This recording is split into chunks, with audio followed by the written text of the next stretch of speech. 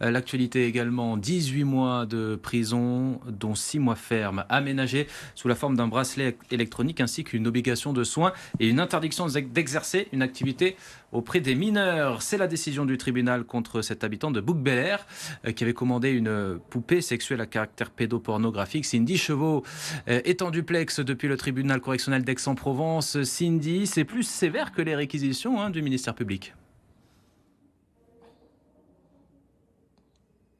Et à l'annonce du délibéré, eh bien l'accusé est comme désemparé sur le banc du tribunal depuis 14 heures. L'homme cheveux grisonnants tente pourtant de se défendre pour des faits qui lui sont reprochés: importation et tentative de détention d'une poupée à caractère pédopornographique. À la barre, l'homme se confie sur son rêve d'enseigner et déclare avoir seulement voulu se filmer avec un mannequin articulé pour l'asseoir. Une démarche personnelle pour retrouver confiance en soi, selon lui. Le quinquagénaire conteste et se contredit. Les déclarations ne sont pas les mêmes entre sa première audition devant les gendarmes et puis sa défense ici devant le tribunal. Pour son avocat, il s'agit simplement d'un procès d'instance. Son client est victime d'une polémique, celle de la plateforme Shein. De son côté, la partie civile pointe du doigt la question de la vente et l'acquisition de ce type d'accessoires. Je vous propose d'écouter ses explications.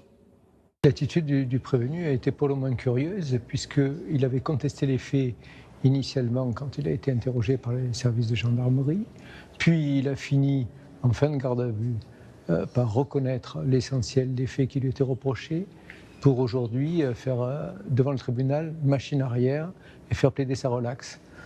Ça prouve qu'il a un comportement pédocriminel assez installé finalement. On s'est rendu compte avec le recul, alors que ces poupées existent depuis longtemps, et on les voyait précédemment dans les procédures, mais les pédocriminels étaient poursuivis pour avoir agressé les enfants eux-mêmes, mais on voyait bien qu'ils étaient en possession de ce type d'objet. 50% des personnes qui commencent par acheter ce type de matériel passent ensuite à l'acte pédocriminel sur des mineurs eux-mêmes. Sur l'ordinateur de l'accusé, des photos d'enfants en train de pratiquer des fellations ont été retrouvées, des faits pour lesquels il n'est pas poursuivi.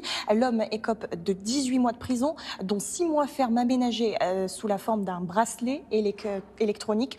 L'accusé n'en est pas à sa première condamnation, puisqu'il est inscrit au fichier judiciaire des auteurs d'agressions sexuelles, des faits commis sur l'une de ses filles lorsqu'elle était enfant.